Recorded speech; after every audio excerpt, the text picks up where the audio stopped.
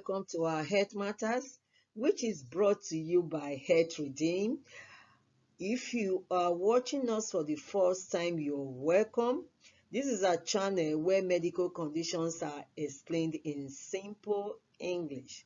Please do not forget to subscribe if you've not done so, like and share. And to our returning subscribers, you are all welcome.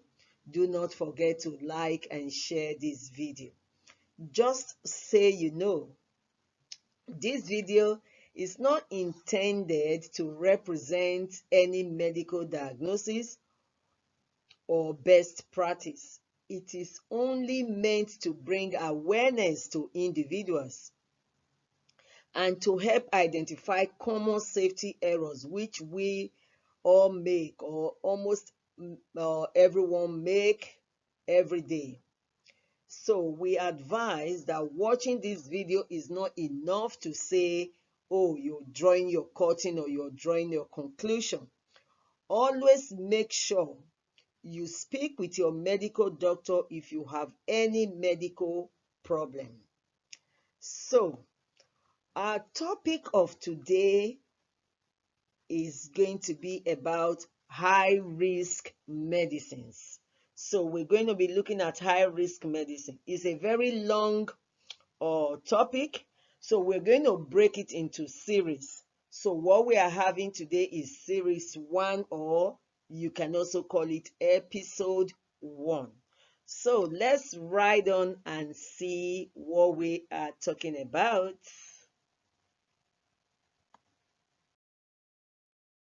So like I said, this is a disclaimer which is very, very important. Please try and make sure, pause it and read the disclaimer. Do not jump this page. It is very, very important, you know.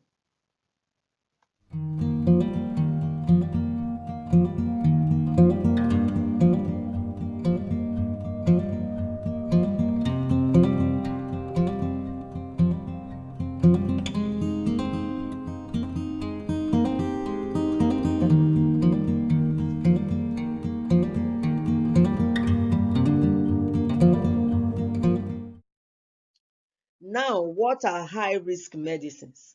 High-risk medicines are those kind or those class of drugs, those types of drugs that when you use it illegally, if you use it the way you were not told to use it, it could cause a harm to anybody.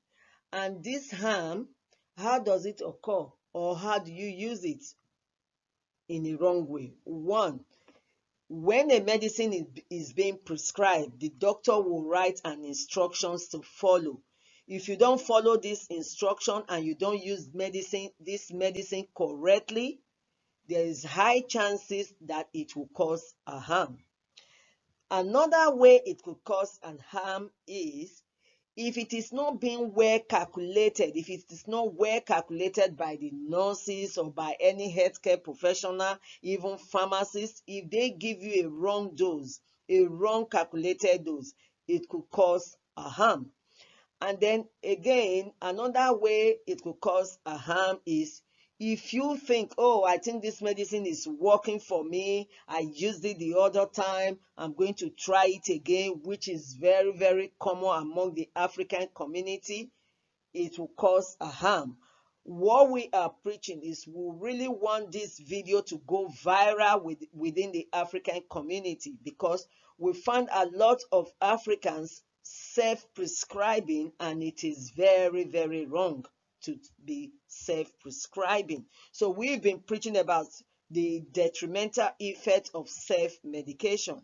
So we're going to be talking about the high-risk medicines now, and then you will know that self-medication, at the end, you will know that self-medication is very, very wrong. So we want to bring awareness about high-risk drugs, because there are some drugs which fall into this class of high-risk drugs or high-risk medicine, and people use it almost every day. So we're going to be looking at it now. We're going to name a few. Like I said, it's a long topic, so we are breaking it down into episodes. So make sure you subscribe and make sure you follow us. So let's ride on.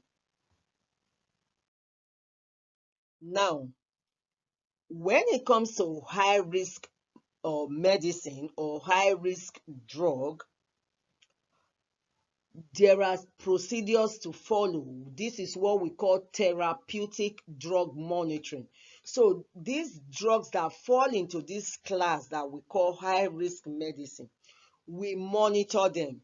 If you look at the diagram here right now, this is step one. Yeah, personalized dose. Okay, a doctor will prescribe a medication, you take it, it comes into your body. Is either metabolized, or let me use a simple language, like I said, it's either broken down by the liver or it's broken down by the kidney, but it's going to be metabolized. Yeah. And when it's metabolized, now it's inside your blood. And when it's in your blood, some of these high risk medicine need to be monitored. And when we get to the next slide, we'll see why we need to monitor it. So we need to monitor it whichever way. There is a blood sample collection, then the lab people, the people who works in the lab, they will analyze it and see how it is. The doctors, they will interpret your result, then they will control you and see what it is. They come up with their medical judgment, and at the end, if there's the need for those adjustments, that is, if they need to reduce the medicine or if they need to increase it, they will increase it. If they need to reduce it, they will reduce it. So this is why it is very, very important that you have a good relationship with your doctor, because if you're being prescribed a medication, no matter what it is, if you have to observe your body, any changes you experience, you make sure you call your doctor and inform him, and he will know how to monitor you. Now we go to the next slide. Now, why do we have to monitor?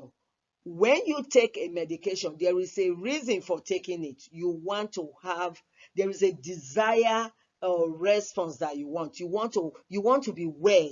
You want it to work. So there are some medications, if you don't take it the normal way, is either going to be sub-therapeutic.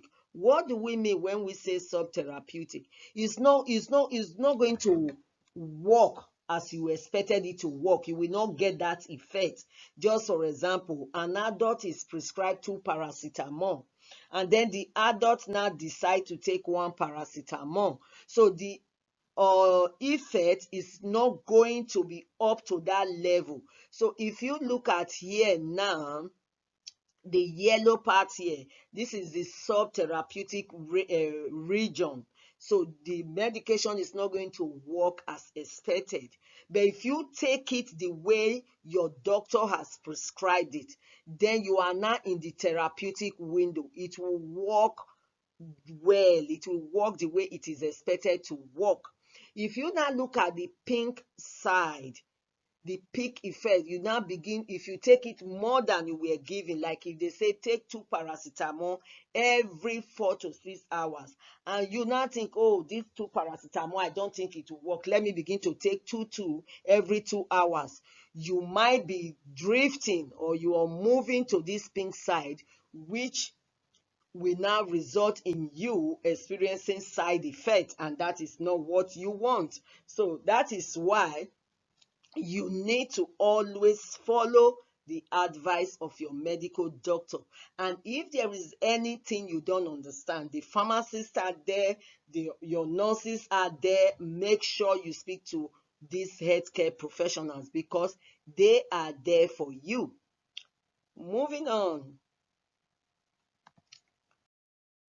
Now, I just put up this slide. This is just a few examples of some drugs. Like, we have here loading dose, and we have maintenance dose, timing of blood sample, and steady state concentration. So acetaminophen, which is also paracetamol, the therapeutic level, if you measure it in the blood, should be between 5 and 20 microgram per mil. But once it is above 40, it now becomes toxic to the body. So are other medications. So for example, amikacin, you can see when it is between 20 and 30, there is no problem, you will get your desired effect. But when it now goes above 35, it does going. When it's above 35, then it is toxic level. When it is now 10 microgram under, then you are not getting it. That's the peak and trough. So there are some medications we say peak and trough. Before you take it and after you take that, before you take it, they take a measurement. And before they give the next dose, they take another measurement to see the amount of that drug that is in your blood. So this is why you must not take medications yourself. Always seek the advice. Always consult your healthcare professionals. This is just a sample. This is just an example to give you guys a few examples of what we are talking about. So this is about therapeutic and toxic drug level. That means the effect, the desired effect we want, and the toxic effect that could result if we don't follow the procedure.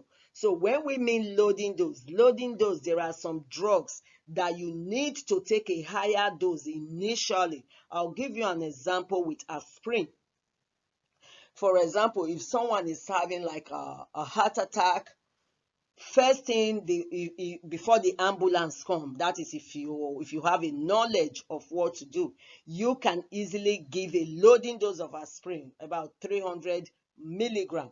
It does not mean it's going to stay on that 300 milligram. It is a loading dose because we want it to start working. They give that loading dose at that time, at that point in time. And then when everything now comes to the level that the doctor desire, then there is what we call maintenance dose. So that is why you see some people, they can start with 300 milligram and then their maintenance dose will be 75 milligram. So please do not ever, don't assume, don't ever self-prescribe, because there are so many drugs that fall into this class of high-risk medicines. So here are some examples. One, amiodarone. Two, ACE inhibitors. I know these are big names. ACE inhibitors, I will give you a simple example of it, like ramipril, lisinopril. And then we have the ARBs. These are the ARB blockers. These are like losartan, valsartan. So these are all drugs that are commonly used. You see, I just highlighted them because these are common drugs. Because ACE inhibitor, the ARBs, these are used for hypertension, for high blood pressure, to control it. And then you see the other one I highlighted, like the corticosteroid. These are common drugs. Like you see people saying, oh, I have inflammation, they give them prednisolone. Like in my place where I'm from, there is what they call prednisolone. People take it as if they are taking paracetamol. No, they fall into the class of high risk drug. You need to be very, very careful with them. And then the other one that I've highlighted here is the NSAID class of drug. I'll give you an example. Like you have ibuprofen, naproxen. These are NSAID. In my place, you have Relicab, Fedocap. These are all NSAID. They are high risk drug. You don't need to use them anyhow. Though they are very common out there, but you need a qualified healthcare professional to actually guide you on what to do and how to take it. So I'm not going to bore you so much. Like I said, this is episode 1. If you're really interested, we're going to make sure you subscribe and turn on the notification bell so that when we come up with episode 2 or series 2, you will be notified. Now, on this slide, reasons why you must know your medicine. So many medicines. One, can lead to renal toxicity. What do I mean by renal toxicity? I mean kidney toxicity. And once a kidney is having a problem, there is a problem. Then most of the drugs you take will not be cleared out of your body. For example, I'm going to like talk to you about hyperkalemia, which is this very one here. Hyperkalemia means high level of potassium in the body. So if potassium normally is being cleared by the liver, is being cleared by the kidney. If you use any of those drugs or any drugs to destroy your kidney and you have high level of potassium in your blood, there is no way you can cure it.